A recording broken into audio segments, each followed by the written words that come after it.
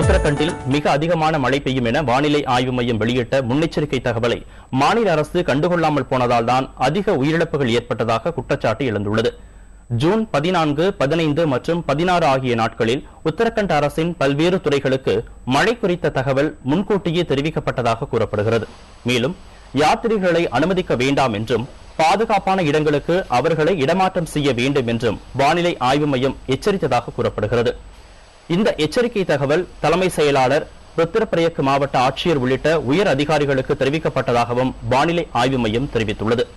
ஆனால் இத்தகைய எச்சரிக்கைகள் ஆண்டுதோறும் தெரிவிக்கப்படுவது வழக்கம் என்றும் எத்தகைய பாதிப்புகள் ஏற்படும் என்பது குறித்து எந்த தகவலும் இருக்காது என்றும் உத்தரகண்ட் தலைமை செயலாளர் சுபாஷ் குமார் பதில் தெரிவித்துள்ளார். ஆனால் மிக அதிகமான மழை பெய்யும் என எச்சரித்ததாக வானிலை ஆய்வு மைய இயக்குநர் ஆனந்த் குமார் சர்மா விளக்கம் அளித்துள்ளார். உத்தரகண்ட் வெள்ளப்பெருக்கில் சிக்கி 10,000 பேருக்கு மேல் உயிரிழந்திருக்கக்கூடும் என அம்மாநில சபாநாயகர் தெரிவித்துள்ளார். ஆனால் 900 பேர் மட்டுமே இறந்திருப்பதாக மத்திய உள்துறை அமைச்சர் கூறியுள்ளதால் பலி எண்ணிக்கையில் குழப்பம் ஏற்பட்டுள்ளது. காணாமல் போன 12 தமிழர்கள் உட்பட நூற்றுக்கணக்கானோரை தேடும் பணி தொடர்ந்து மேற்கொள்ளப்பட்டு வருகிறது.